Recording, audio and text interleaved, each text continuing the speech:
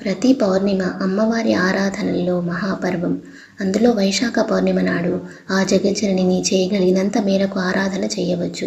పౌర్ణిమ, అమావాస్య మొదలగు పర్వదినాలలో చేసే అర్చన, పూజ, జపం రెట్టింపు ఫలితాలనిస్తుంది. సకల పాపాలను తొలగించే పవిత్ర మాసం.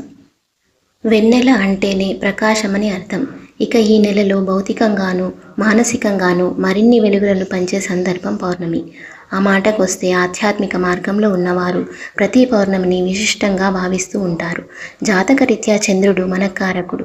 పౌర్ణమి నాడు అలలు ఎలా ఉవ్వెత్తున ఎగిసిపడతాయో మనకు కూడా అంతే ఉత్తేజంగా ఉంటుంది. ఆ ఆలోచనల మీద అదుపు లేకపోతే విపరీతమైన ఒత్తిడి కలుగుతుంది. అదే ఆలోచనలను నియంత్రించుకోగలిగితే శక్తివంతమైన ధారణ ఏర్పడుతుంది.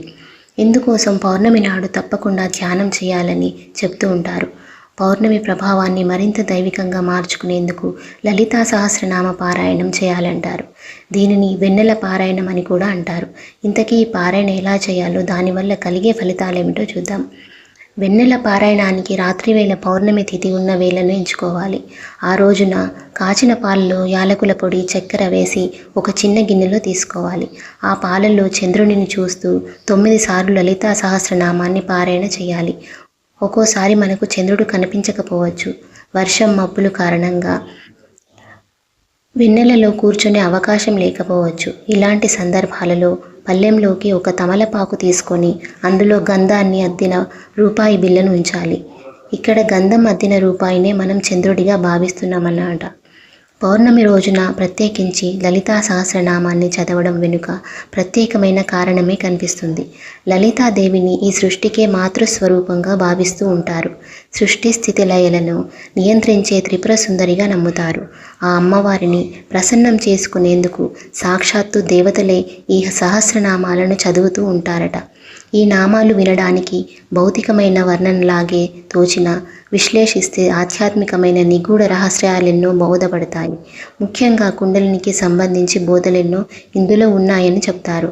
అందుకనే దీనిని రహస్యనామ స్తోత్రం అని కూడా అంటారు. ఇంత విశిష్టమైన లలితను మనసు ఉత్తేజంగా ఉండే పౌర్ణమి నాడు చదివితే విశేషమైన ఫలితం వస్తుందని నమ్మకం. భౌతికంగా కూడా ఎలాంటి సమస్యలు ఉన్నా తీరిపోతాయి.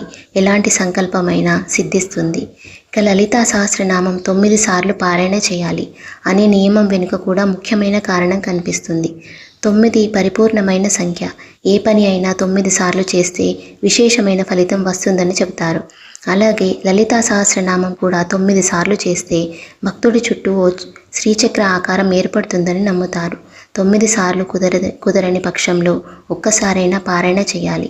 ఇక పారాయణ పూర్తయిన తర్వాత గిన్నెలోని పాలను ఇంటిల్లిపాది తాగాలని, రూపాయి కాసు మీద రాసిన గంధాన్ని ఉదరానికి రాసుకుంటే చలవ చేస్తుందని సూచిస్తారు.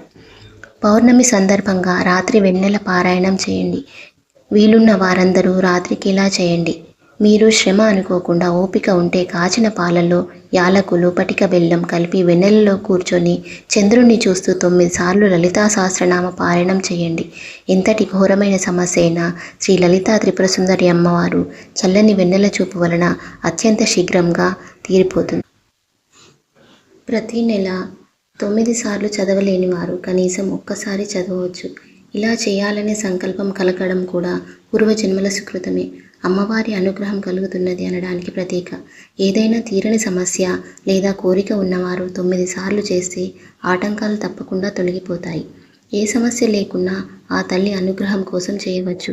9 సార్లు చేస్తే మీ సంకల్పం త్వరగా సిద్ధిస్తుంది కనుక అలా చేయవచ్చు. శక్తి కొద్దీ భక్తిగా ఒక్కసారి కూడా చేయవచ్చు. చంద్రోదయం తర్వాత చేయవచ్చు. బయట చేయడం కుదరని వారు చంద్రుణ్ణి పాలల్లో దర్శనం చేసుకుని ఆ పాలు దేవుడి ముందు పెట్టుకుని కూడా చేయవచ్చు. పౌర్ణిమ ఏదైనా పనిని పూర్తి చేయడానికి అనుకూలమైన పూర్ణతిథి. పూర్ణిమ ముఖ్యమైన వ్యాపారాలు, నిర్మాణాలు, పదవులు, భక్తి కార్యక్రమాలు, ఇంటి పని, శారీరక కార్యకలాపాలు వంటివి ప్రారంభించడానికి అనుకూలమైన తిథి.